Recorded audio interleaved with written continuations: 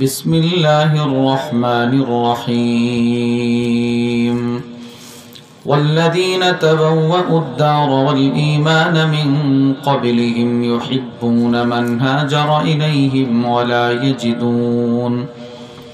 ولا يجدون في صدورهم حاجة مما أوتوا ويؤثرون على أنفسهم ولو كان بهم خصاصة ومن يوق شح نفسه فأولئك هم المفلحون صدق الله العظيم সকলে দুরূদ শরীফ পড়ি اللهم صل على محمد وعلى آل محمد كما صليت على إبراهيم وعلى آل إبراهيم إنك حميد مجيد اللهم بارك على محمد وعلى آل محمد كما باركت على إبراهيم وعلى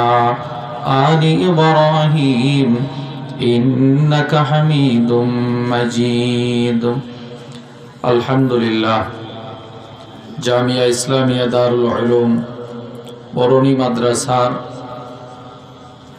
৩১তম বার্ষিক ইসলামী মহাসম্মেলনের মুহতারাম সদর সভাপতি মণ্ডলী, উপস্থিত হযরত উলামায়ে কেরাম, দূরদূরান্ত থেকে আগত কালিমায়ে তয়্যিবার সোনালী সুতায় গ্রথিত ধর্মপান মুসলমান ভাইয়েরা, আল্লাহর দরবারে শুকর আদায় করছি যে আল্লাহ আমাদেরকে অত্যন্ত ভালোবেসে দ্বীনের এই মজমায় বসে থাকার তৌফিক দান করেছেন। এজন্য সকলেই বলি আলহামদুলিল্লাহ। আপনাদের সামনে কোরআনুল কারীমের সূরাতুল হাশরের একখানা আয়াতে কারিমা আল্লাহ তাআলার দয়া, আল্লাহর অনুগ্রহে আমার তিলাওয়াত করার সৌভাগ্য হয়েছে। এই আয়াতে কারিমার অংশকে সামনে রেখে সংক্ষিপ্ত সময়ে কোরআন ও হাদিসের আলোকে গুরুত্বপূর্ণ একটি বিষয়ে কিছু কথা বলার আশা রাখি। ওমা তৌফিকি ইল্লা বিল্লাহ। আল্লাহ তাআলা বলনেওয়ালা, শ্রবণ করনেওয়ালা উভয়কে আমল ইখলাসের সাথে বলার, শ্রবণ করার তৌফিক দান করেন, বলেন আমিন। মেরে ভাই, আমার তিলাওয়াতকৃত আয়াতে আল্লাহ রব্বুল আলামিন যে বিষয়টার প্রতি আমাদেরকে উদ্বুদ্ধ করেছেন, বিষয়টি হচ্ছে ইথার। বলেন ইথার, বলেন বলেন বলেন। এটা একটা আরবি শব্দ যার তর্জমা অর্থ হচ্ছে, মু'জামুল ওয়াসিতের মধ্যে যার তর্জমা লেখা হয়েছে তাফদীলুল মারই গায়রাহু আলা নাফসি, অন্যকে নিজের উপর প্রাধান্য দেয়া। বলেন অন্যকে নিজের উপর প্রাধান্য দেয়া। সবাই বলেন, বলেন তো মাশাআল্লাহ। এইটাকে বলে ইথার। শরীয়তে ইসলামের পরিভাষায় ইথার কাকে বলে? জগৎ বিখ্যাত আলেম আল্লামা জুরজানি রহিমাহুল্লাহ তার বিখ্যাত কিতাব আত-তারিফাতের মধ্যে লেখেন, আই ইউকদ্দিমা গায়রাহু আলা নাফসি ফিন নাফই লাহু ওয়াদ দাফই আনহু, কল্যাণকর বিষয়ে অন্যকে নিজের আগে বাড়ায় দেওয়া আর ক্ষতিকর বিষয়ে নিজেকে অন্যের আগে উপস্থাপন করা। সুবহানাল্লাহ বলেন। এইটাকে বলে ইথার। এই বিষয়টার প্রতি আল্লাহ রব্বুল আলামিন কোরআনের অসংখ্য অগণিত আয়াতে আমাদেরকে উদ্বুদ্ধ করেছেন। এই বিষয়টার প্রতি রাসূলুল্লাহ সাল্লাল্লাহু আলাইহি ওয়াসাল্লাম অসংখ্য হাদিসে আমাদেরকে উদ্বুদ্ধ করেছেন। কোরআনের যে কয়টা আয়াতে আল্লাহ এই বিষয়টার আলোচনা করেছেন, সেই আয়াতগুলোর ভিতরে আমার পঠিত আয়াতটি হচ্ছে অন্যতম। আয়াতে আল্লাহ রব্বুল আলামিন বলেন, আয়াতের তর্জমাটা শোনার আগে আমাদেরকে একটা বিষয় জেনে রাখা ভালো। মক্কা থেকে যেই সমস্ত সাহাবারা হিজরত করে মদিনায় আসলেন, ওনাদেরকে বলা হয় মুহাজির। বলেন ওনাদেরকে কি বলা হয়? আপনারা সবাই বলেন কি বলা হয়? মুহাজির। আর যারা পূর্ব থেকে ঈমানের সাথে মদিনায় বসবাস করেছে, এদেরকে বলা হয় আনসার। বলেন আনসার। এবার আয়াতের তরজমাটা শুনেন। আল্লাহ বলেন, ওয়াল্লাযীনা তাবাওয়াউদ দার ওয়াল ঈমান মিন ক্বাবলিহিম, যারা ইতিপূর্বে ঈমানের সাথে মদিনায় বসবাস করতেছে, মানে আনসাররা। আল্লাহ আনসারদের তিনটা সিফত, তিনটা গুণ, তিনটা বৈশিষ্ট্য এই আয়াতে তুলে ধরেছেন। এক নাম্বার আল্লাহ বলে ইউহিব্বুনা মান হাজারা ইলাইহিম, মক্কা থেকে যারা হিজরত করে মদিনায় আসে, আবিসিনিয়া থেকে যারা হিজরত করে মদিনায় আসে, পৃথিবীর যে কোনো প্রান্ত থেকে যারা হিজরত করে মদিনায় আসে, মদিনায় আসার পর মদিনাওয়ালারা এদেরকে বড় ভালোবাসে। সুবহানাল্লাহ বলেন। মদিনাওয়ালারা খুব ভালোবাসে, এটা এক নাম্বার। দুই, ওয়ালা ইয়াজিদুনা ফি সুদুরিহিম হাজাতাম মিম্মা উতু, যারা হিজরত করে মদিনায় আসলো এদেরকে যদি আল্লাহর রসুল গনিমতের মাল বেশি দিয়ে দেয়, মদিনাওয়ালাদেরকে যদি একবারে কমও দেয়, এর কারণেও মদিনাওয়ালাদের অন্তরে কোনো প্রকার কষ্ট থাকে না। নবীজি এদেরকে এত বেশি দিল, আমাদেরকে কেন দিল না, এই টেনশন ওনাদের ভিতরে থাকে না। তিন, ওয়ায়ুতিরুনা আলা আনফুসিহিম ওয়ালাউ কানা বিহিম খাসাসা, মদিনার মানুষগুলো এতটাই ভালো, নিজেরা কষ্ট করে কিন্তু যারা হিজরত করে আসে এদেরকে নিজেদের উপরে প্রাধান্য দিতে গিয়ে নিজেরা কষ্ট করে, এদেরকে কষ্ট করতে দেয় না। সুবহানাল্লাহ বলেন। যারা হিজরত করে এদের কাছে আসে এদেরকে তারা সুখে রাখে, আরামে রাখে, কিন্তু নিজেরা কষ্ট করে। এই আয়াতের এই তরজমাটা বোঝানোর জন্য দুইটা হাদিস আপনাদেরকে শোনায়। এক নাম্বার তিরমিজি শরীফের 2487 নম্বর হাদিসের বর্ণনা। وعن أنس بن مالك رضي الله تعالى عنه قال, আনাস ইবনে মালিক রাদিয়াল্লাহু তাআলা আনহু থেকে বর্ণিত, তিনি বলেন أن رسول الله صلى الله عليه وسلم لما قدم المدينة, নবীজি যেদিন হিজরত করে মক্কা থেকে মদিনায় আসলেন, আতাহুল মুহাজিরুন, সব মুহাজির সাহাবারা নবীজির কাছে আসছে। এসে কি বলে দেখেন, ইয়া রাসূলুল্লাহ, ওগো আল্লাহর নবী, কি তোমরা আসলা কেন? নবী গো, আমাদেরকে আপনি মক্কা থেকে হিজরত করে এমন এক জাতির কাছে পাঠাইছেন, এমন এলাকায় পাঠাইছেন, এদের মতো ভালো মানুষ পৃথিবীতে আর কেউ হতে পারে না। মা রাআইনা কওমান আবদালা মিন কাসীরিন ওয়ালা আহসানা মুওয়াসাত মিন কলিলিন মিন কওমিন নাযালনা বাইনা আযহুরিহিম। এই পুরাটা আরবির অর্থ হচ্ছে, আমরা আমাদের দুই চোখে মদিনাওয়ালার চাইতে ভালো মানুষ আর কোথাও দেখি নাই। নবীজি বলে, কেন, এরা কি করছে? ওগো আল্লাহর রাসূল, বাপ দাদার ভিটা জমি ছেড়ে মক্কা ছেড়ে মদিনায় আসছি, মনে বড় কষ্ট, সন্তানাদি ছেড়ে চলে আসলাম।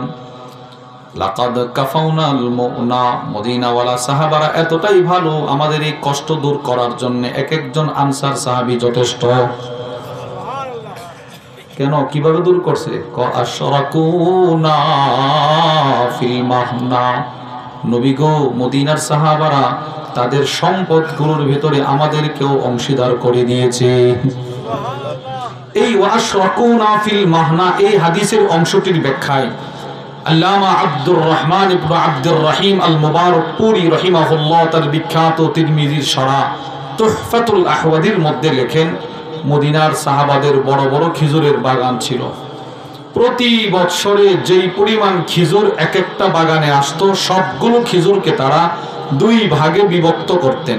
এক ভাগ খেজুর মক্কার মুহাজির সাহাবাদেরকে দিয়ে দিতেন, না এটা তোমাদেরকে দিয়ে দিছি। তাহলে কি পরিমাণ তারা অন্যকে নিজের উপরে প্রাধান্য দিছে বলেন তো মদিনাওয়ালারা। আল্লাহ যে প্রশংসা করছেন এমনিতেই করছেন না, সিফতটা ছিল বড় চমৎকারদের ভিতরে। তিরমিজির এই হাদিস থেকে আমরা পাইলাম মদিনাওয়ালাদের ভিতরে ইথার ছিল কিনা বলেন? বলেন না, বলেন বলেন। আর ইথার কি? অন্যকে নিজের উপরে প্রাধান্য দেয়া। 2 নম্বর হাদিস, বুখারী শরীফের 2448 নম্বর হাদিসের বর্ণনা।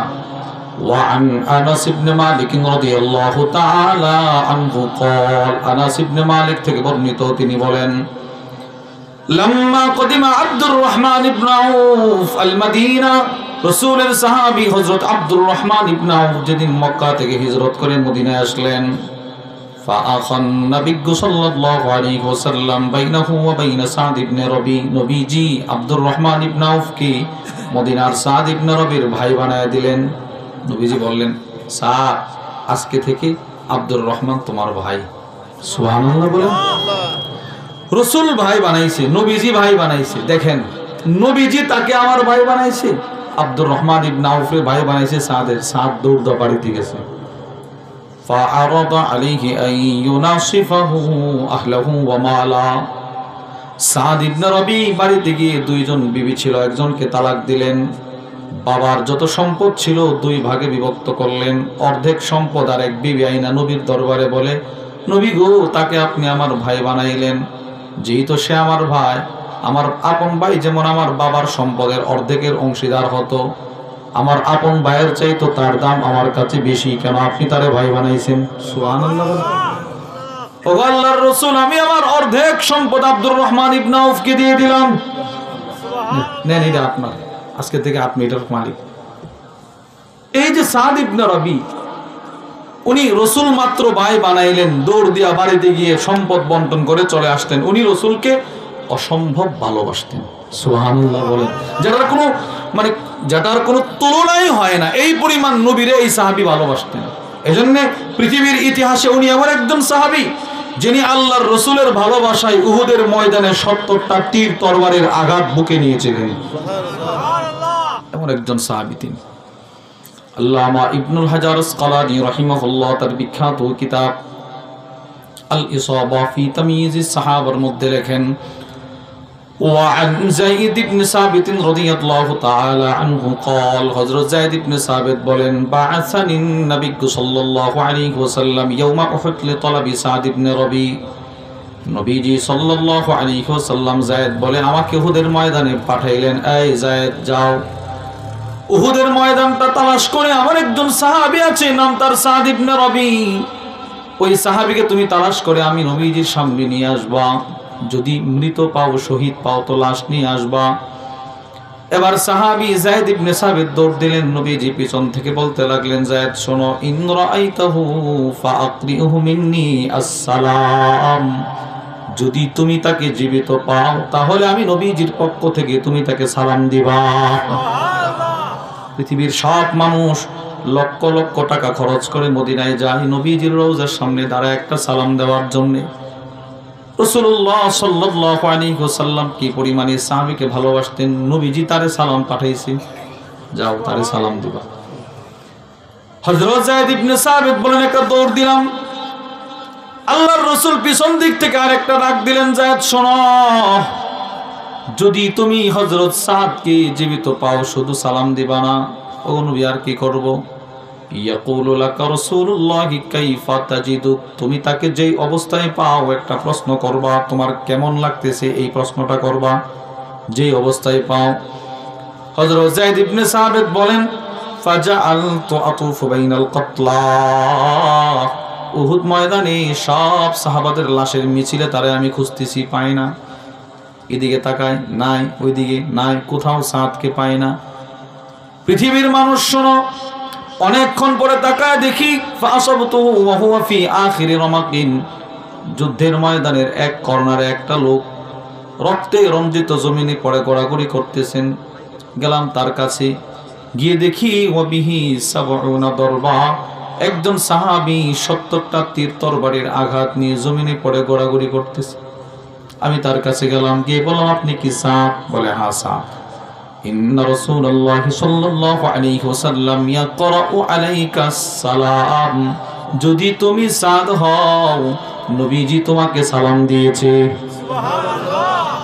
আপনারা বলেন, 70টা তীর তরবারির আঘাত যে শরীরে হয়, এই শরীরে বিশিষ্ট মানুষটার মাথার চেঞ্জ কি ঠিক থাকার কথা না? রক্তক্ষরণ হচ্ছে। যেই মাত্র নবীজির সালাম পাইছে, জীবিত হয়ে গেছে। বলে, ওয়ালা রাসূলিল্লাহি আসসালামু আলাইকা, ও ভাই যায়েদ, নবীকেও তুমি আমার সালাম দিবা, তোমার উপরেও সালাম। হযরত যায়েদ বলে, সাদ, আল্লাহর রাসূল শুধুই মাত্র তোমাকে সালাম দিতে বলে নাই, আল্লাহর রাসূল বলছে তোমাকে একটা প্রশ্ন করার জন্য। কি প্রশ্ন? আল্লাহর নবী বলছেন, খাব্বিরনি কাইফা তাজিদুক, এই যে 70টা তীর তরবারের আঘাত নিয়ে পড়ে আছো, তোমার কি কষ্ট হচ্ছে না? নবী বলছে এই প্রশ্নটা করার জন্য।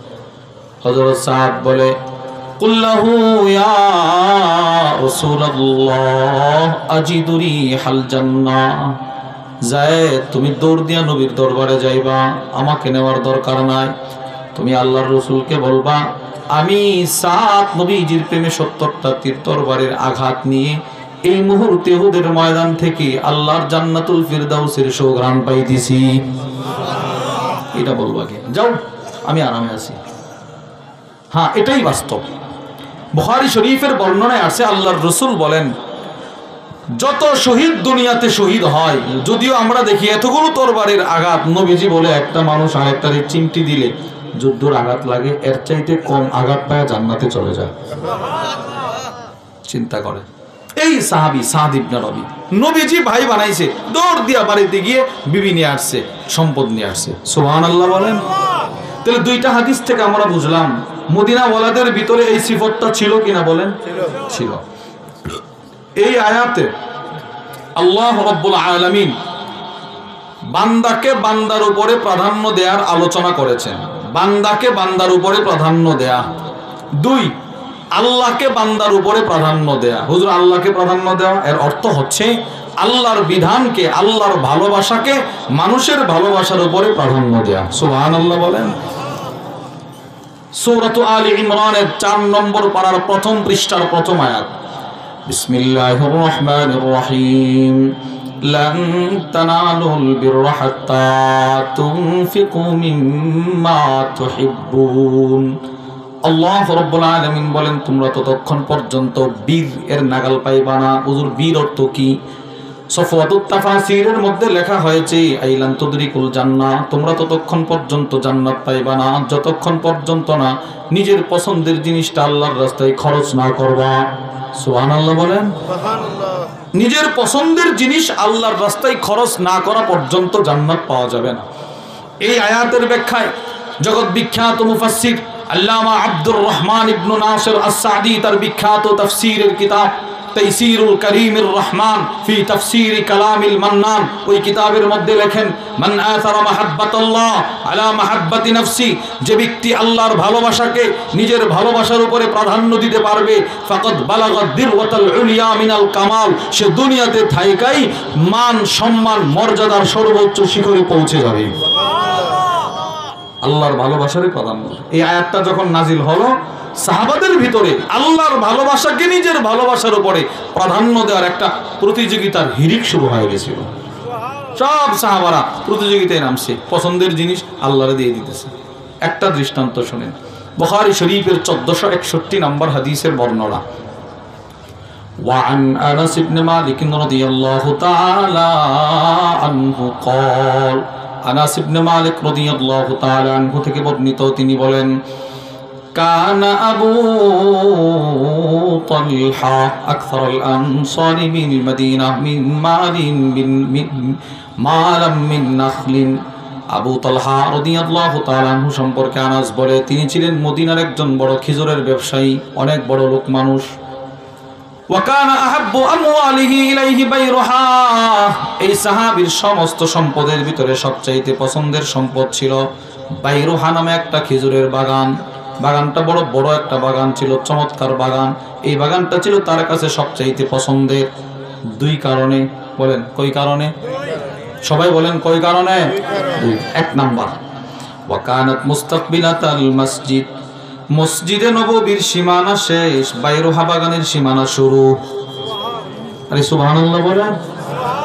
মানে মসজিদে নববীর মেহরাবটা শেষ, তার বাগানের সীমানা শুরু হয়ে গেছে, একদম মসজিদে নববীর সাথে লাগা। দুই, ওয়াকানা রাসূলুল্লাহি সাল্লাল্লাহু আলাইহি ওয়াসাল্লাম ইয়াদখুলুহা ওয়া ইয়াশরাবু মিম্মা ইন ফিহা তাইয়িবিন, নবীজি কখনো কখনো নামাজটা শেষ করে সাহাবীর বাগানে যাইতেন। তার বাগানে একটা মিষ্টি পানির কুয়া ছিল, ওখান থেকে রাসূল পানি পান করতেন। সুবহানাল্লাহ। এই জন্য সাহাবী বলে এটা আমার কাছে সবচেয়ে পছন্দের। কেন? পৃথিবী নয়, কুল কায়নাতের সর্বশ্রেষ্ঠ মানুষটা আমার বাগানে প্রবেশ করে। সুবহানাল্লাহ। আল্লামা আব্দুল ফাত্তাহ আবু গুদ্দা রাহিমাহুল্লাহ অনেক বড় আলেম ছিলেন। তার বিখ্যাত কিতাব সফহাত মিন সাবরিল উলামা আলা শাদাইদিল ইলমি ওয়াত তাহসিল, ওই কিতাবের মধ্যে লেখেন মা জামা আল্লাহুল খায়রা কুল্লাহু লি আহাদ ইল্লা লিন নবী সাল্লাল্লাহু আলাইহি ওয়াসাল্লাম। সাত আকাশের যত শ্রেষ্ঠত্ব, সাত জমিনের যত শ্রেষ্ঠত্ব, মিজানের যত শ্রেষ্ঠত্ব, হাসরের যত শ্রেষ্ঠত্ব, সবগুলো একসাথে আল্লাহ তাআলা পৃথিবীর কোন নবীকে দান করে নাই, শুধুই মাত্র সবগুলো আমার নবীরে ঢেলে দান করে দিয়েছে। যেই নবীরে আল্লাহ এত শ্রেষ্ঠত্ব দিলেন, এই রাসূল যার বাগানে যাব তার বাগানটা নিশ্চিত তার কাছে শ্রেষ্ঠ। সুবহানাল্লাহ বলেন। তো ইনি বলে দুইটা কারণে বাগানটা আমার শ্রেষ্ঠ। এক, মসজিদে নববীর সাথে। দুই, নবী যে আসতেন প্রায় সময়। আনাস ইবনে মালিক বলে ফালাম্মা উনজিলাত হাদিহিল আয়া, যেদিন এই আয়াতটা নাযিল করা হলো লান তানালুল বিররা হাত্তা তুনফিকু মিম্মা তুহিব্বুন, পছন্দের জিনিস আল্লাহর রাস্তায় খরচ করো, আল্লাহর ভালোবাসারে প্রাধান্য দাও। কামা আবু তালহা ইলা রাসূলিল্লাহি সাল্লাল্লাহু আলাইহি ওয়াসাল্লাম, আবু তালহা দৌড়ায় গেল নবীর দরবারে, গিয়ে বলতে লাগলো ইয়া রাসূলুল্লাহ, ও আল্লাহর নবী, কি কি আল্লাহ নাকি বলছে পছন্দের জিনিস খরচ করতে? বলে হ্যাঁ বলছে। আল্লাহর রাসূল ওয়া ইন্না আহাব্বা আমওয়ালি ইলাইয়া বাইরুহা, নবী গো আপনি ভালো করে জানেন আমার সবচেয়ে পছন্দের বস্তু হচ্ছে বাইরুহা, বাগান। হ্যাঁ জানি তো। ওগো আল্লাহর রাসূল, আমার এই বাগান দরকার নাই, আমার পরকালে মৃত্যুর পরে জান্নাত প্রয়োজন। কি করতে চাও নবী? ইন্নাহা সাদাকাতুন লিল্লাহ, এই মুহূর্তে আমি আমার বাগানটা আল্লাহর রাস্তায় সদকা করে দিলাম। দেখেন, এই যে আল্লাহর ভালোবাসারে নিজের ভালোবাসার উপরে প্রাধান্য দিছে কিনা বলেন? আপনারা বলেন বলেন। হ্যাঁ দিছে। তাহলে দুইটা আয়াত থেকে আমরা বুঝলাম দুনো প্রকারের ইসার, বান্দাকে বান্দার উপরে প্রাধান্য দেয়া সূরাতুল হাশরের আয়াত থেকে বুঝলাম।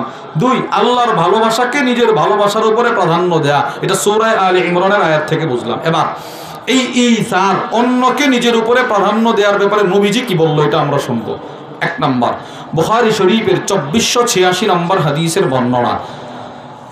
وعن أبي موسى الأشعري رضي الله تعالى عنه قال, أبو موسى الأشعري رضي الله تعالى عنه থেকে বর্ণিত, তিনি বলেন قال النبي صلى الله عليه وسلم, নবীজি বললেন ইন্নাল আশআরিন ইযা আরমালু ফিল গাজ, নবীজি বললেন আশআর গোত্রের মানুষ, এই হাদিসটা খেয়াল করে শুনেন। আল্লাহর রাসূল বলেন আশআর গোত্রের মানুষ যখন ইদা আরমালু ফিল গাজ, যুদ্ধের ময়দানে গিয়ে যখন খাবার শূন্য হয়ে যায়, খাবার শেষ হয়ে যায়, মনে করেন 50 জন আশআর গোত্রের সাহাবী যুদ্ধের ময়দানে গেল, 45 জনের খাবার একদম শেষ, জিরো, নাই, 5 জনের কিছু খাবার আছে। আল্লাহর রাসূল বলেন তারা এতটাই ইসারের গুণে গুণান্বিত, জামাউ মা কানা ইনদাহুম ফি সাওবিন ওয়াহিদ, এই 5 জনের খাবারটা তারা একটা চাদরে এক জায়গায় একত্রিত করে, তুম্মাক্তাসামুহু বাইনাহুম ফি ইনাইন ওয়াহিদ বিসসাবিয়্যা, অতঃপর ছোট্ট একটা পাত্র দিয়ে 5 জনের খাবারটা আবার 50 জন বন্টন করে নিয়ে যায়। সুবহানাল্লাহ বলেন। এটা সাংঘাতিক কথা, কিন্তু নবীজি বলতেছে 5 জনের খাবার পরবর্তীতে আবার 50 জন বন্টন করে নিয়ে যায়। এবার এটা এদের সিফত ইসার, নবীজি এদের পুরস্কার দিতেছে, পুরস্কারটা শুনেন। আল্লাহর রাসূল বলেন যেহেতু তাদের ভিতরে এই সিফতটা আছে, ইসার, অন্যকে নিজের উপরে প্রাধান্য দেওয়ার গুণ যেহেতু তাদের ভিতরে আছে, তাদের পুরস্কার শোনো। ফাহুম মিন্নি ওয়া আনা মিনহুম, তারা আমার আমি তাদের। সুবহানাল্লাহ বলেন। তারা আমার আমি তাদের, দুনিয়াতে তারা আমার আমি তাদের, আখিরাতেও তারা আমার আমি তাদের। সুবহানাল্লাহ। কেন নবীজি এই পুরস্কারটা কেন দিলেন? এই যে কারণ উল্লেখ করছে কি, এরা 5 জনের খাবার 50 জন মিলে খায়, ইসার। 2 নম্বর হাদিস বুখারী শরীফের বর্ণনায় আসছে, ওয়ান আবি হুরায়রা রাদিয়াল্লাহু তাআলা আনহু قال, আবু হুরায়রা রাদিয়াল্লাহু তাআলা আনহু থেকে বর্ণিত, তিনি বলেন قال النبي صلى الله عليه وسلم, আল্লাহর রাসূল বলেন তুআমুল ইসনাইন কাফিস সালাসা, আল্লাহর রাসূল বলেন 2 জনের খাবার 3 জনের জন্য যথেষ্ট। সুবহানাল্লাহ বলবেন না? আপনারা বলেন তো কয়জনের খাবার? 2 জনের বলেন। আরে আপনারা কথা বলেন, কয়জনের? 2 জনের খাবার। এবার কয়জনের জন্য যথেষ্ট? 3 জন। রাসূল বলেন 3 জনের খাবার 4 জনের জন্য যথেষ্ট। এই হাদিসের ব্যাখ্যায় আল্লামা ইবনে বাত্তাল রাহিমাহুল্লাহ তার বিখ্যাত বুখারীর শরহ সহিহুল বুখারী ইবনে বাত্তালের মধ্যে লেখেন আল মুরাদ বিহাদাল হাদিস আল হাদ্দু আলাল ইথার আলান নাফস। নবীজি এই হাদিস বলার দ্বারা আমাদেরকে অন্যকে নিজের উপরে প্রাধান্য দেওয়ার প্রতি উদ্বুদ্ধ করেছেন। সুবহানাল্লাহ। 3 নম্বর হাদিস, বুখারী শরীফের 602 নম্বর হাদিসের বর্ণনা। এই হাদিসটা খেয়াল করে শুনেন। وعن عبد الرحمن بن أبي بكر رضي الله تعالى عنهما قال عبد الرحمن بن أبي بكر থেকে বর্ণিত, তিনি বলেন আন্না আসহাবাস সুফফা, রাসূলের একটা মাদ্রাসা ছিল, মাদ্রাসাতুস সুফফা। ওই মাদ্রাসাতুস সুফফার যে সাহাবারা ছিল, কানু উনাসান ফুকারা, তারা ছিল, অধিকাংশ সাহাবা ছিল অসহায় দরিদ্র, খাবার দাবারের বন্দোবস্ত ছিল না। আল্লাহ রাসূল একদিন মদিনার সাহাবাদেরকে, স্থায়ী বাসিন্দাদেরকে ডাকলেন, টাইকা বসাইলেন, বসায়া নবীজি একটা ভাষণ দিলেন।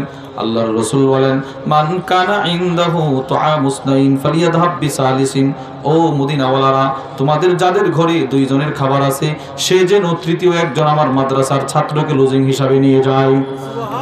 তোমাদের যাদের ঘরে 3 জনের খাবার আছে, সে যেন চতুর্থ একজন আমার মাদ্রাসার ছাত্র নিয়ে যায়। যাদের ঘরে 5 জনের খাবার আছে, চতুর্থ একজন, 6 জনের খাবার আছে, সপ্তম একজন নিয়ে যায়।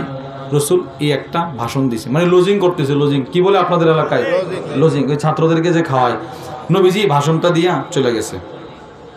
আল্লামা আবু বকর ইবনে আবি দুনিয়া তার বিখ্যাত কিতাব তিরাদ দাইফের মধ্যে লেখেন, কানা আহলুস সুফফাহ ইদা আমসাউ, এই সুফফাবাসীর সাহাবারা যখন সন্ধ্যা করলো, নবীজি সকালবেলা ভাষণ দিয়ে গেলেন।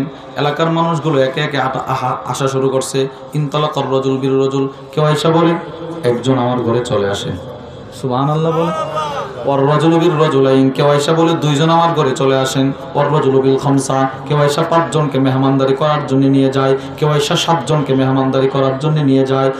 কিন্তু আম্মা সাদ ইবনে উবাদা, নবীজির একজন সাহাবী ছিলেন সাদ ইবনে উবাদা, ফাইন্নাহু কানা ইয়ানতালিকু বি80 কুল্লা লাইলা, তিনি প্রতি রাতে 80 জন সাহাবীকে নিয়ে যাইতেন খাওয়ানোর জন্য। কয়জন সাহাবী ভাই? 80 জন। আচ্ছা আপনি একটু চিন্তা করেন তো, যেই লোকটা প্রতি রাতে 80 জনকে মেহমানদারি করাইছেন, এই লোকটা অন্যকে নিজের উপরে প্রাধান্য কেমন দিবেন বলেন? কি পরিমাণ প্রাধান্য দিবেন? উনি এমন একজন সাহাবী, রাসূলুল্লাহ সাল্লাল্লাহু আলাইহি সাল্লাম মক্কা থেকে হিজরত করে মদিনায় যাওয়ার পর নবীজির লজিং ছিল এই সাহাবীর ঘরে। ইমাম শামসুদ্দিন যাহাবী রাহিমাহুল্লাহ তার বিখ্যাত কিতাব সিয়ারু আ'লামিন নুবালার মধ্যে লেখেন, সাদ ইবনে উবাদার একটা খাবারের প্লেট হাতে নিয়ে সব সময় বলতেন, আমার এই প্লেটটা নবীজির সব বিবিদের ঘরে ঘোরাফেরা করছে। তাহলে এই হাদিস থেকেও আমরা পাইলাম নবীজি ইথার, অন্যকে নিজের উপরে প্রাধান্য দেওয়ার প্রতি উদ্বুদ্ধ করছে কিনা বলেন? 4 নম্বর হাদিস, মুসলিম শরীফের 2630 নম্বর হাদিসের বর্ণনা। وعن عائشة رضي الله تعالى عنها قالت أما زن عائشة الصديقة رضي الله تعالى عنها থেকে বর্ণিত, তিনি বলেন, জাআতনি মিসকিনা, আমি একদিন আমার ঘরের কাজ করতেছি, একজন অসহায় মহিলা আমার ঘরের দরজায় আসলো। ওয়া তাহমিলু ইবনাতাইনি লাহা, মহিলার 2 কোলে 2টা কন্যা সন্তান, এখানে একটা কন্যা, এখানে একটা কন্যা, 2টা দুধের বাচ্চা কন্যা সন্তান নিয়ে আমার ঘরে আসছে। আয়েশা বলতে লাগলো, আম্মা জান, 2-1 দিন হয়ে গেল আমার পেটে কোনো খাবার নাই। আমার পেটে খাবার নাই মানে আমার বুকে দুধ নাই, আর আমার বুকে দুধ নাই মানে আমার সন্তানগুলোরও খাবার নাই। আম্মা জান, পৃথিবীর মানুষ খাবার থাকার পরেও না করতে পারে, আমি জানি আপনি না করবেন না, আপনার কাছে যদি কোনো খাবার থাকে আমাকে একটু খাবার দেন। আম্মা জান আয়েশা বলে, আমার ঘরে 3টা খেজুর ছাড়া আর কোনো খাবার ছিল না। ফাআতাআনতুহা 3 তামারাত, আমি 3টা খেজুর মহিলাটাকে দিয়ে দিলাম। প্রথমে ঈসা আম্মা জানের পক্ষ থেকে প্রকাশ পাইছে, 3টা খেজুর দিয়ে দিয়েছে। ফাআতাত কুল্লা ওয়াহিদাতিন মিনহুমা তামারাতান, এবার মা 3টা খেজুর হাতে নিয়ে 2টা খেজুর 2টা মেয়েকে বন্টন করে দিয়ে দিলেন। নে মা, তুই তোর খেজুর খা, তুমি একটা খাও, তুমি একটা খাও। 2টা মেয়ে 2টা খেজুর খেয়ে ফেললো। আম্মা জান আয়েশা বলে, আমি তাকায় দেখি, ওয়া রাফাআত ইলা ফিহা তামরাতান লিতাকুলাহা, এবার মা মায়ের বন্টনের খেজুরটা খাওয়ার জন্য মুখের দিকে উঠাইলো, এখানে উঠাইছে, মা খাবে, কামড় দিয়ে দিবে। আম্মা জান আয়েশা বলেন, ফাস্তাতামাতহা ইবনাতাহা, যেই মাত্র মা মায়ের খেজুরটা খাওয়ার জন্য মুখে উঠাইলো, 2টা কোলের সন্তান একসাথে মার দিকে হাত বাড়ায় বলে, মা আমাদের খেজুর শেষ, তোমারটাও দিয়ে দাও। 2 মেয়ে একসাথে মায়েরটা চায়া বসলো। আম্মা জান আয়েশা বলে, আমি তাকায় তাকায় দেখতেছি মা আবার কি করে। পৃথিবীর মানুষ শোনো, আমি তাকায় দেখি মা যে খেজুরটা খাওয়ার জন্য মুখে উঠিয়েছিল খেজুরটা নিচে নামায় ফেললেন।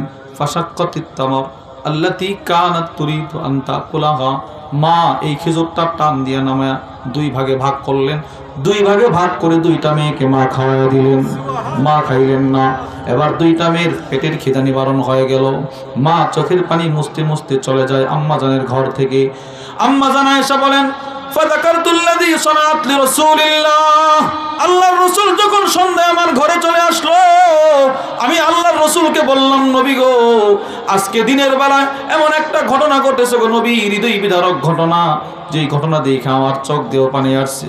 ও আল্লাহর নবী, এই মহিলার ব্যাপারে আপনার কি মন্তব্য?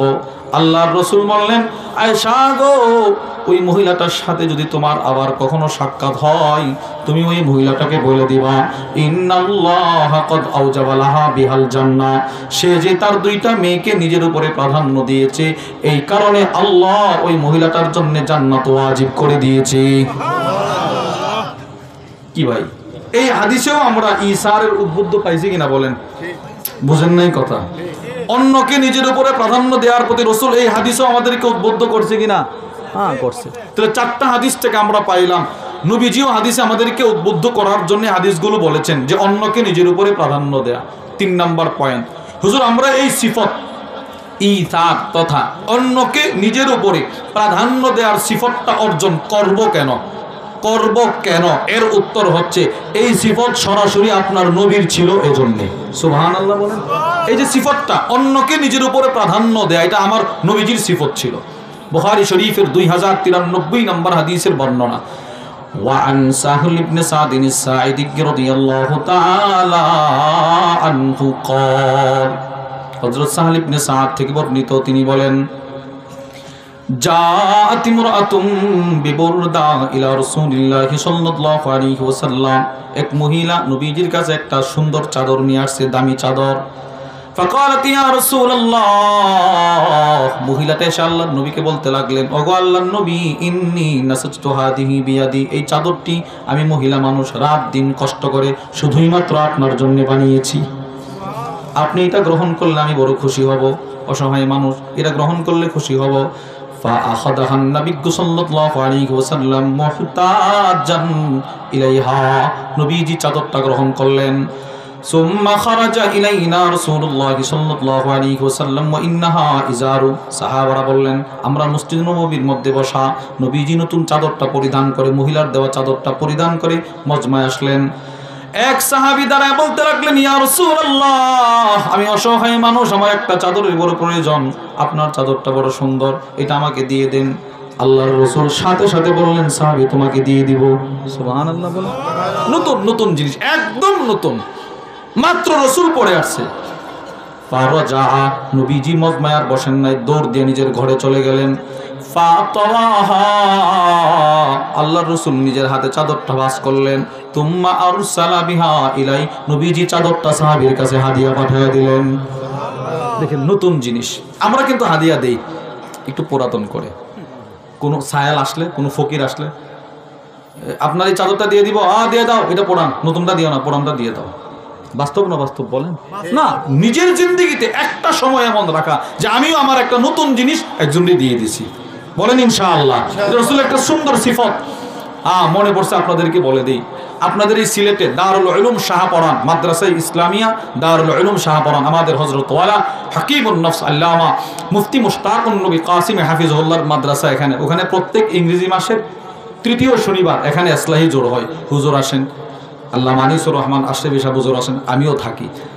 তো গত জানুয়ারি মাসে, এই গত জানুয়ারি, এখান থেকে আমি বয়ান করে চলে গেছি। হুজুর 2 দিন সফর করছেন সিলেট, বয়ান করে হুজুর যাবে নরসিংদী। আপনাদের এই সুনামগঞ্জ থেকে বয়ান করে হুজুর 3টায় আমি ফোন দিছি, হুজুর আমাদের বাড়িতে আজকে আসেন। বেশরের সাথে হুজুরে নিয়ে গেছি বাড়িতে। হুজুরের শরীরে সুন্দর একটা জাম্পার, শীতের বস্ত্র, অনেক সুন্দর। হুজুর আমার বলতেছে, মৌলানা এটা একজন আমার হাদিয়া দিছে। ঠিক আছে। 3টায় হুজুরে ঘুমাইলেন, ফজরের নামাজ জামাতের সাথে পড়লেন। ফজরের পরে আমার আব্বা হুজুরের সাথে সাক্ষাৎ করতে গেছে। হুজুর আব্বারে বলে যে এই সুন্দর যে শীতের যে কাপড়টা, এটা আমার একজন লন্ডন থেকে মহব্বত করে আপনাদের সিলেটের একজন নিয়ে আসছে, আইনা মাত্র হুজুরের দিছে, হুজুর এটা আপনি পরেন, আমি খুশি হব। হুজুর বলে এটা আমি পরিধান করে আসছি আপনাদের বাড়িতে, আর এখন এটা আমি আপনাকে হাদিয়া দিয়ে দিলাম। এই যে দেখেন একটা সিফত, এগুলো সুন্দর আখলাক চরিত্র। আমি লক্ষ্মীপুর গেছি, হুজুর যেখানে প্রথম 2 জুমা পড়ান, লক্ষ্মীপুর বাজার মসজিদ, জামে অনেক বড় মসজিদ, 5 তলা। ওই মসজিদে নিচে বিরাট মার্কেট, বিশেষ করে কাপড়ের বড় মার্কেট। আমার একজন কোটি হাদিয়া দিতেছে, আমি বললাম যে আমার দরকার নেই, আমার আছে, হুজুরে দিয়ে। কেন আমরা হুজুরের হাদিয়া দিই না? আরে কেন? হুজুরের আমরা আউশ করে, আউশ বুঝেননি, মানে মনে আকাঙ্ক্ষা নিয়ে হুজুরের একটা হাদিয়া দিই, সকালে বিকেলে দেখি আরেকজনের শরীরে, মানে নিয়েই মানুষকে দিয়ে দেয়। আসলে বাস্তব নিয়েই। আমি আমার 2 চোখে অনেকবার দেখছি, মাহফিল থেকে হাদিয়া পাইছে। ভৈরব এক মাহফিলে, আপনাদের সিলেট থেকে গেছে এক আলেম, উনি ক্যান্সারে মারা গেছেন, ওনার পরিবারটা এতিম। তো এই মহিলার পক্ষ থেকে ছেলে আসছে, হুজুরের সাথে সাক্ষাৎ করছে, হুজুর পুরা হাদিয়া তারে দিয়ে দিছে। ওইরকম রাসূলুল্লাহ সাল্লাল্লাহু আলাইহি ওয়াসাল্লাম একটা সিফত ছিল, এটা নতুন জিনিস হাদিয়া দিয়ে দেওয়া। সাহাবী তো নতুন চাদর হাদিয়া পাইছে, বাহ বেটা কি খুশি, চাদরটা নিয়ে মজমায় আসছে। সব সাহাবারা তাকে বলতে লাগলেন, তিরস্কার করতেছে, তিরস্কার বোঝেন, ধমক দিতেছে, কামটা করলি কি বেটা, মা আহসানতা, তুমি কাজটা ঠিক করো নাই। কাজটা কি করো নাই? কথা বুঝতেছেন আপনারা? কাজটা কি করো নাই? হুজুরের নবীরে মাত্র চাদরটা হাদিয়া দিল, তুই তো 2-4 দিন পরেও চাইতে পারতি, নবীজি পয়রা আসতে না আসতেই চায়া বসলি। এখন যে কথাটা বলবো এটা মুখস্থ করবেন, দেখেন নবীজি কি বলে, আরে সাহাবারা কি বলে। সব সাহাবারা যে চাদর নিচে তারে বলতেছে, লাকাদ আলিমতা আন্নাহু লা ইয়ারুদ্দু সাইলা, তুই ভালো করেই জানোস রাসূলের কাছে যখন যে যা চায় নবীজি ফিরিয়ে দেয় না। সুবহানাল্লাহ বলেন। যে যখন যা চায়, যে যখন যা চায় নবীজি তখন তা দিয়ে দিত। একটা দৃষ্টান্ত শুনেন, মুসলিম শরীফের 2311 নম্বর হাদিসের বর্ণনা। وعن أنس بن مالك رضي الله تعالى عنه قال, أنس بن مالك رضي الله تعالى عنه থেকে বর্ণিত, তিনি বলেন, أن رجلا سأل النبي صلى الله عليه وسلم غنما بين جبلين, এক ব্যক্তি নবীর কাছে এসে বলে, ওগো আল্লাহর নবী, 2টা পাহাড়ের চিপায় যে পরিমাণ বকরির জায়গা হয় সেই পরিমাণ বকরি এখন আমারে দান করেন। সব সাহাবারা তাজ্জুব, কি রে পাগলে বলে কি, এত বড় বিশাল 2 পাহাড়, এই পাহাড়ের মাঝখানে কতগুলো বকরি নিবে, সে এতগুলো বকরি নবীর কাছে চাইছে। সব সাহাবারা তাকায় আছে নবীর দিকে। আনাস ইবনে মালিক বলে, আমরা তাকায় দেখি, ফাআতাহু ইয়্যা, সে যেই পরিমাণ বকরি দাবি করলো নবীজি সেই পরিমাণ বকরি দান করে দিলেন। সুবহানাল্লাহ। এই হাদিসের ব্যাখ্যায় আল্লামা মুহাম্মদ ইবনে সালেহ আল উসাইমিন রাহিমাহুল্লাহ তার বিখ্যাত কিতাব শারহ সহিহ মুসলিম ইবনে উসাইমিনের মধ্যে লেখেন, কতগুলো বকরি নবীজি দান করলেন। কয়েকটা বকরি যদি আরেকটার মাথায় রাখা হতো, আরবের 2টা উঁচু পাহাড়ের উচ্চতা যেই পরিমাণ, বকরির সংখ্যা সেই পরিমাণ হয়ে যেত। তে রাসূল কি পরিমাণ দিতে পারে এবার বুঝতেন তো? এবার বুঝছেন না আপনারা কি পরিমাণ নবীজি দিতে পারে? এই কথাটাই সব সাহাবারা এই যিনি চাদর নিচে তারে বলতেছে, তুই তো কয়েকদিন পরেও চাইতে পারতি বেটা, তুই জানোস না নবীর কাছে যে যা চাই রাসূল দিয়ে দে, চাদরটা 2-1 দিন পরে চাইতি, মহিলা দিয়ে গেছে, নবী কয়েকদিন পরতো। সব সাহাবাদের তিরস্কার শুনে এবার যিনি চাদর নিছেন সে কাঁদতেছে আর বলতেছে, ও আল্লাহি মা সালতুহু ইল্লা লিতাকুনা কাফানি ইয়াউমা আমুত। ও সাহাবারা শোনো, তোমরা কি মনে করেছো চাদরটা আমি এমনিতেই চায় নিয়ে আসছি? না সাহাবারা, আরে পৃথিবীর সব মানুষ চিরকালের জন্য দুনিয়াতে আসে নাই, একদিন না একদিন সবার ইন্তেকাল হয়ে যাবে, সবাই মৃত্যুবরণ করবে। আমিও এর বিপরীত নয়, আমিও একদিন দুনিয়া থেকে চলে যাব। আমি যেদিন দুনিয়া থেকে চলে যাব, আমি আমার মৃত্যুর পূর্বে আমার পরিবারকে বলে যাব, আমার মৃত্যুর পরে যেন রাসূল থেকে যে চাদরটা আমি হাদিয়া পাইলাম, নবীজি যে চাদরটা পরিধান করেছে জীবনে একবার, ওই চাদরটা দিয়ে যেন আমার মৃত্যুর পরে আমার শরীরটা পেঁচায়া কবরে রাখা হয়। আমার মনটায় কয়, নবীজির শরীরে যে চাদরটা ব্যবহার হয়েছে সেই চাদর যদি আমার জিন্দেগীর শেষ কাফনের কাপড় হয়, তাহলে হয়তো আমার এই শরীরে আল্লাহ জাহান্নামের আগুন দিবে না। হযরত সাহাল ইবনে সাদ বলেন, সাহাবীর এই বক্তব্যটা আমার কানে সবসময় ভাসত।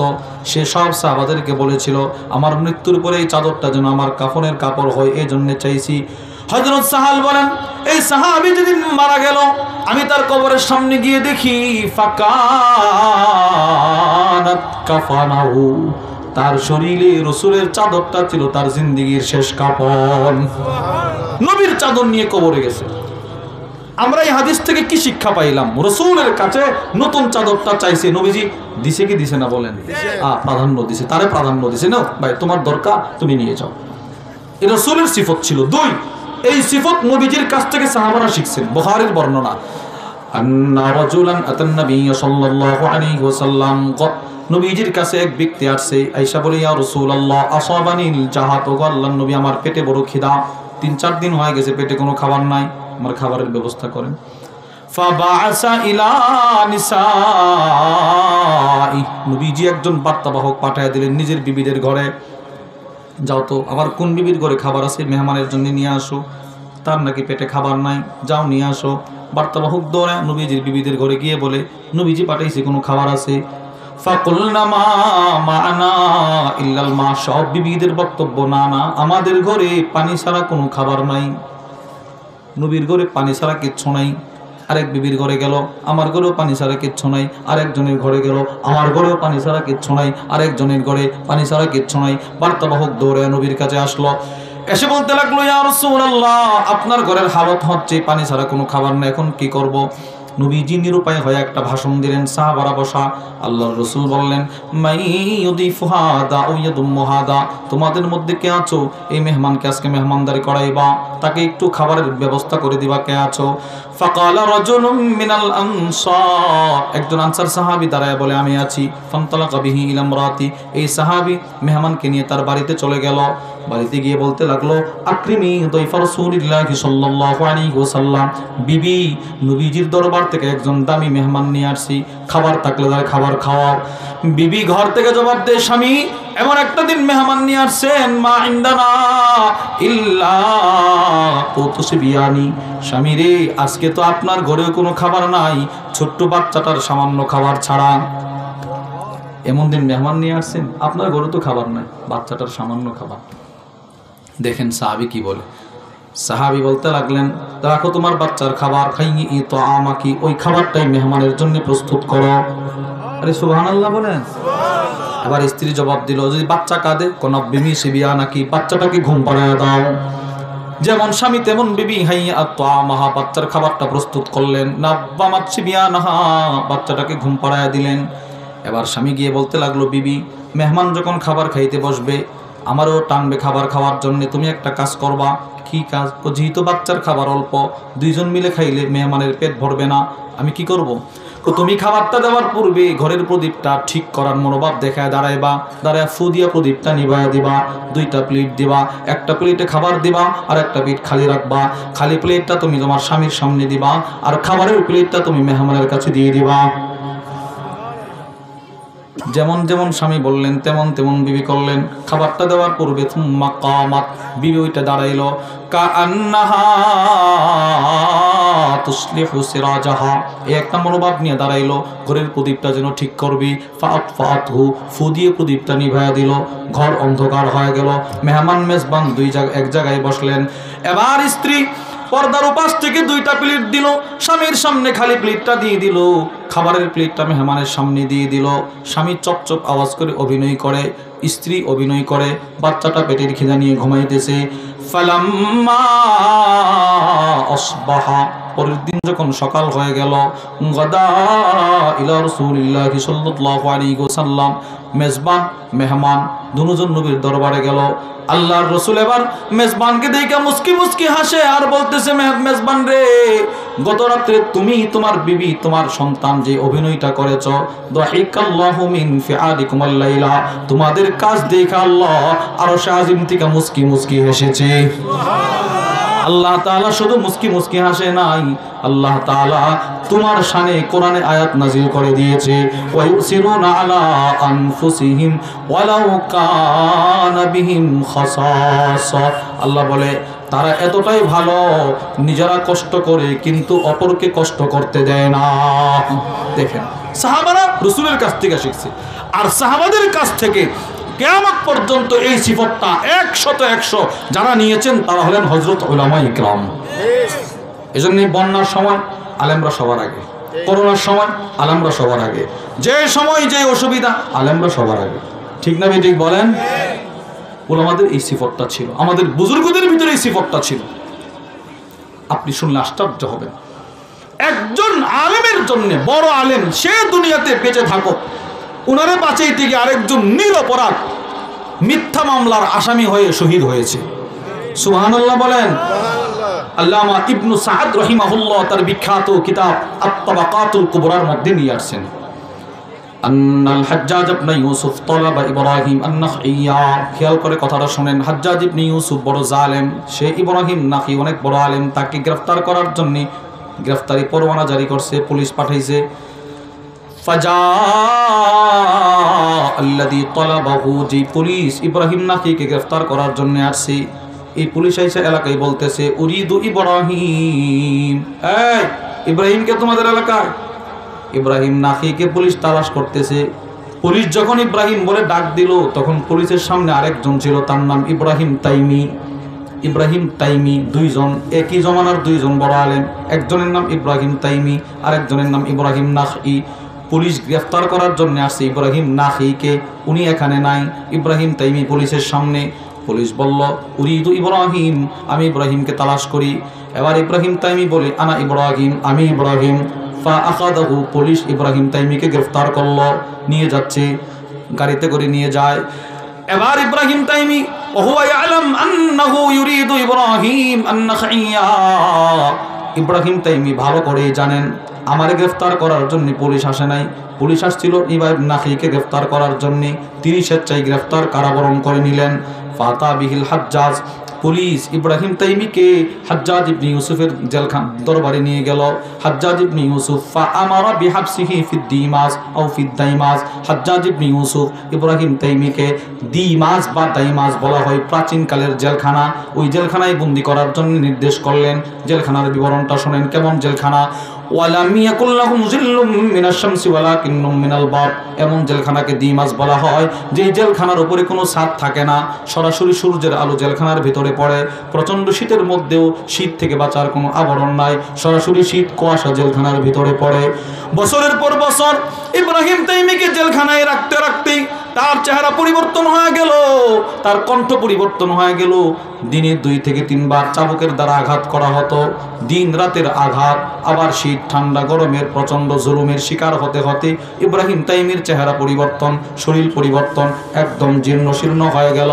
আল্লামা ইবনু সাআদ লেখেন ফাজাআতহুমহু, ইব্রাহিম তাইমির মা ইব্রাহিম তাইমিকে জেলখানায় একটা নজর দেখার জন্য আসলেন।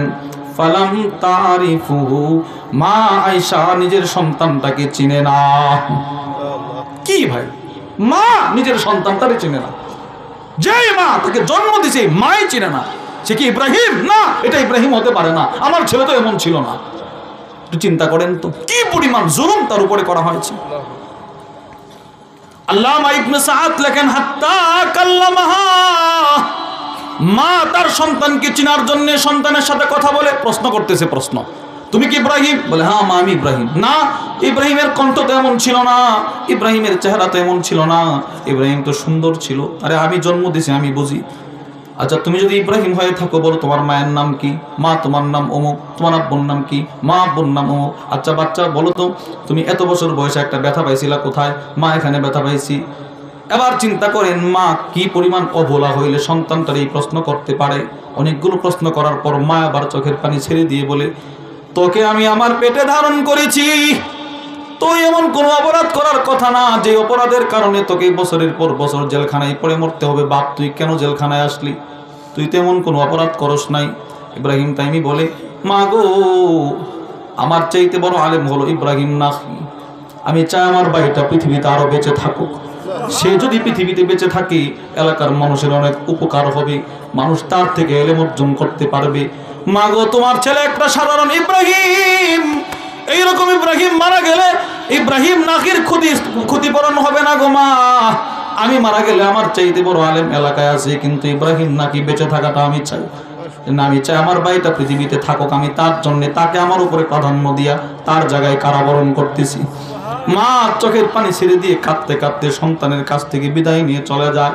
ইব্রাহিম তাইমি বলে, মা গো, যদি তুমি বেঁচে থাকো, আমি যদি শহীদ হয়ে যাই, জান্নাতে সাক্ষাৎ হবে, এখন তুমি চলে যাও। আল্লামা ইবনু সাদ লেখেন, মা যখন সন্তানের কাছ থেকে চলে গেল, কয়েকদিন পরে মাতা ফিস্তি যিনি ইব্রাহিম তাইমি জেলখানায় শাহাদাত বরণ করলেন, জেলখানায় মারা গেলেন। যেই রাত্রিতে ইব্রাহিম তাইমি মারা গেলেন, ফারা আল হাজ্জাজ ফি মানামি, হাজ্জাজ ইবনে ইউসুফ ওই রাত্রে স্বপ্ন দেখেন। কাইলান ইয়াকুল, কেউ একজন বলতেছে, ও হাজ্জাজ, মাতা ফি হাদিহিল লাইলা আল বালদা রাজুলুম মিন আসহাবিল জান্নাহ, ও হাজ্জাজ, আজকে রাত্রি তোমার জেলখানায় ইব্রাহিম নামে একটা লোক মারা গিয়েছে, ওই লোকটা সরাসরি আল্লাহর জান্নাতের মেহমান। অন্যরই নিজের উপরে প্রাধান্য দিছে, অন্যকে নিজের উপরে প্রাধান্য দিছে, আল্লাহ দাম বাড়ায় দিছে। তাহলে এই সিফতটার দরকার আছে না নাই? বলেন, কথা বলেন, কথা বলেন। আছে দুই একজন বলে, জোরে বলেন, এই সিফতের দরকার আছে না নাই? আলহামদুলিল্লাহ, এটা আমাদের ভিতরে আছে, এটা মুসলমানের ভিতরে আছে। মুসলমান 3 জনের খাবার 4 জন খেয়ে অভ্যস্ত, মুসলমান 4 জনের খাবার 5 জন খেয়ে অভ্যস্ত, মুসলমান 5 জনের খাবার 10 জন খায় অভ্যস্ত। যেই জাতি 1 জনের খাবার 3 জন খায় অভ্যস্ত, ওই জাতিকে বর্ডার বন্ধ করে পেঁয়াজ দিবা না, এই ডর দেখায় লাভ নাই। বুঝেন নাই কথা? দাদা বাবু বলে না, আমরা তোদের বর্ডার বন্ধ কর, তোদের বর্ডার। আমরা এমন এক জাতি যারা 3 জনের খাবার 10 জন খায় অভ্যস্ত আছি। মনে রাখবেন, স্পষ্ট ভাষায় আমরা আপনাদেরকে শোনায় দেই, তারা যদি আমাদের জন্য বর্ডার বন্ধ করে দেয়, এর কারণে আমরা কোনো হিন্দু ভাইদের উপরে আক্রমণ করব না। বলেন বলেন বলেন। আমরা যেমন অতীতে হিন্দু মুসলমান ভাই ভাই হয়ে চলেছি, কাঁধে কাঁধ রেখে চলেছি, বাজারে সাজারে এখনো চলবো, কিন্তু ইসলামের চূড়ান্ত পর্যায়ের দুশমন ইসকনের সাথে আমাদের কোনো সম্পর্ক থাকবে না। যারা আমাদের দুশমন, যারা ইসলামের দুশমন, যারা মুসলমানের দুশমন, এদের সাথে আমাদের কোনো সম্পর্ক নাই। নাই বলেন, সম্পর্ক বলেন, আল্লাহর লানত বলেন, বলেন বলেন, লানত বলেন, লানত লানত, ইসকনের উপরে লানত। মুসলমান আমাদের হাজার হাজার উলামা ইকরামকে বছরের পর বছর জেলখানায় বন্দি করা হয়েছিল, আমরা তো কোনোদিন কোনো কোর্টে কোনো আইনজীবীকে হত্যা করি নাই। জোরে বলেন, হত্যা করছেন? না, আমরা হত্যা করি নাই। কিন্তু একজন লম্পট, নারী লোভী, শিশু বলৎকার, নিকৃষ্ট হাইওয়ান জানোয়ার চিন্ময় কৃষ্ণ দাস এর মতো লম্পটকে বাঁচাইতে গিয়ে যারা আমাদের মুসলমান অ্যাডভোকেট সাইফুল ইসলাম আলিফকে শহীদ করেছে, তার বিচার যতদিন না হবে ততদিন ভারত আর ইসকনের সাথে আমাদের কোনো সম্পর্ক থাকবে না।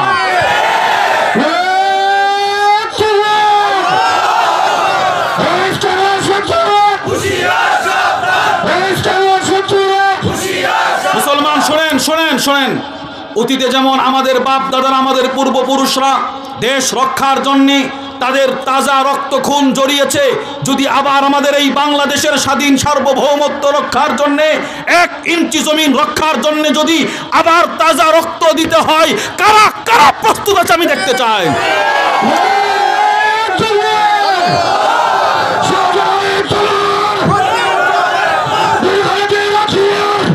শোনেন, হিন্দু ভাইদের সাথে আমাদের কোনো দুশ্মনী জোরে বলেন, আরো জোরে বলেন।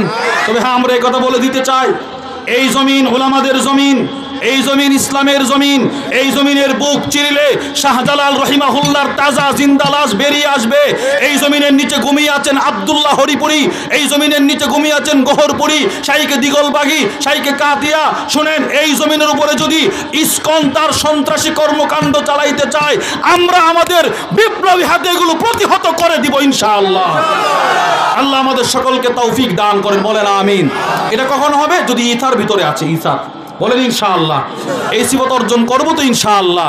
আল্লাহ আমাদের সকলকে ইথার, আচ্ছা ইথার যেন কি? অন্যকে নিজের উপরে কি দেওয়া? সবাই বলেন, অন্যকে নিজের উপরে কি দেওয়া? আল্লাহ আমাদের এই গুণটা অর্জন করার তৌফিক দান করেন, আমিন। যারা এই পর্যন্ত বয়ান করেছেন, আল্লাহ প্রত্যেকের বয়ানকে আমাদের নাজাতের উসিলা বানায় দেন, আমিন। আল্লাহ এই মাদ্রাসাকে আমাদের নাজাতের উসিলা বানায় দেন, আমিন। মাদ্রাসার সাথে যারা যেভাবে সম্পৃক্ত ছিলেন, আছেন, থাকবেন, আল্লাহ সকলকে হাসরের ময়দানে একসাথে আমাদের সকলকে জান্নাতে যাওয়ার তৌফিক দান করেন, আমিন। যা কিছু বলেছি যদি সঠিক হয় আল্লাহর পক্ষ থেকে, ভুল হলে আমার পক্ষ থেকে, এই বলেই আমি আমার আলোচনার ইতি টানলাম। ওমা আলাইনা ইল্লাল বালাগ।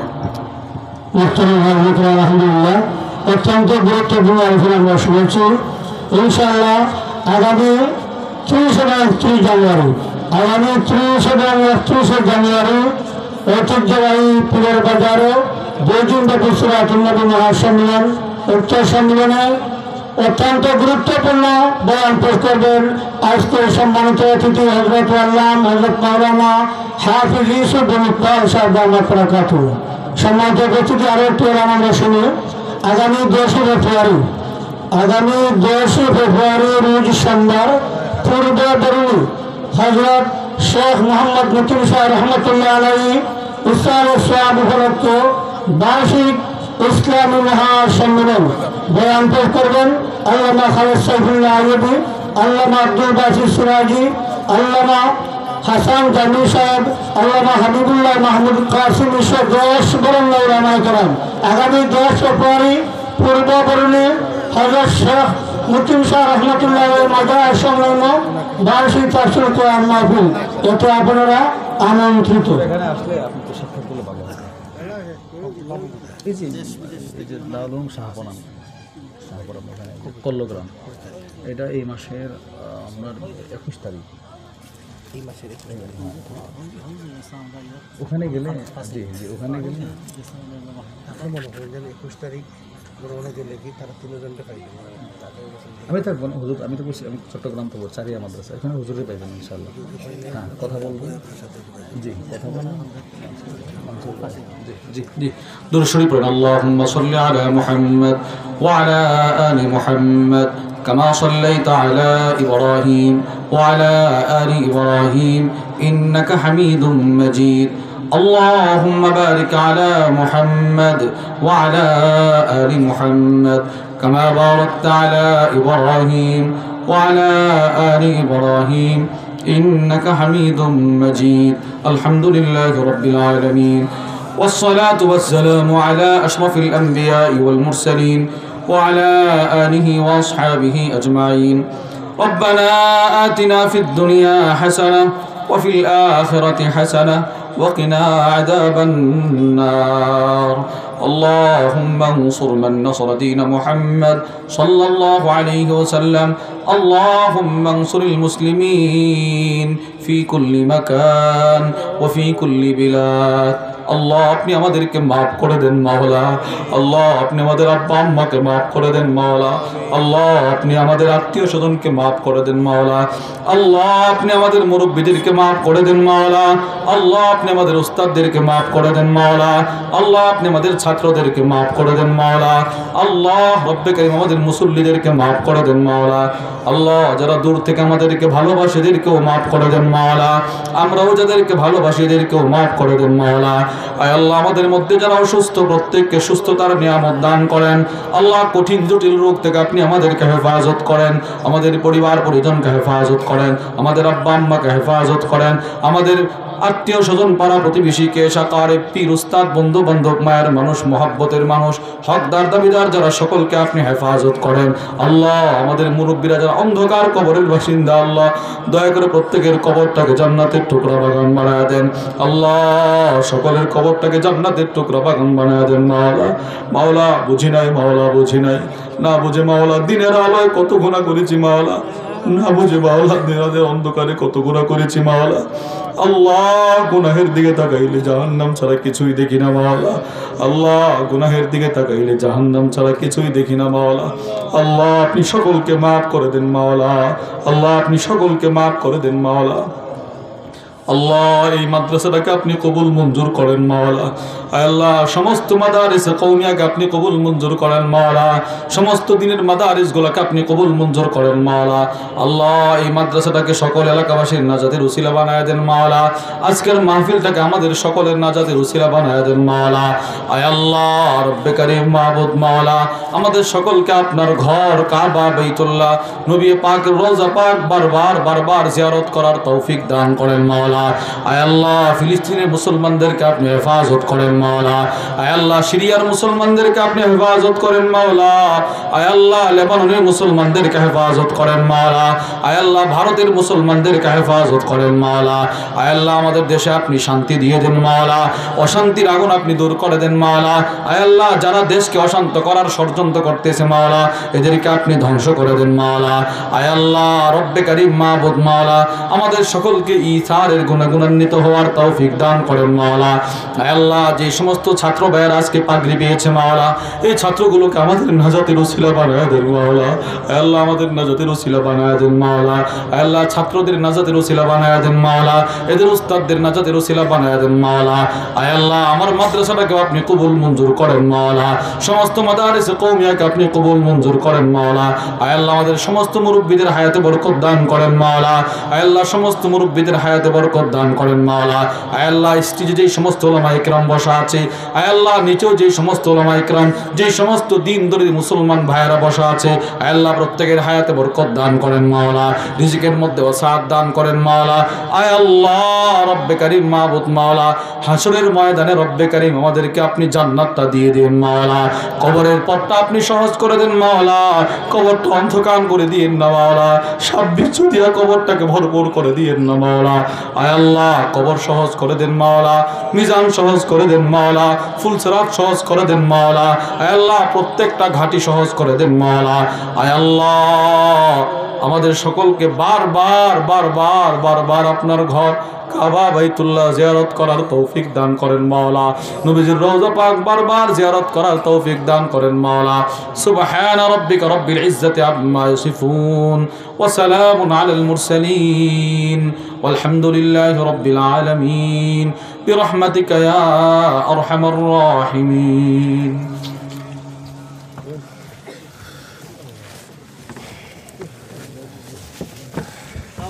জায়গা তোমার দাও কাছে হল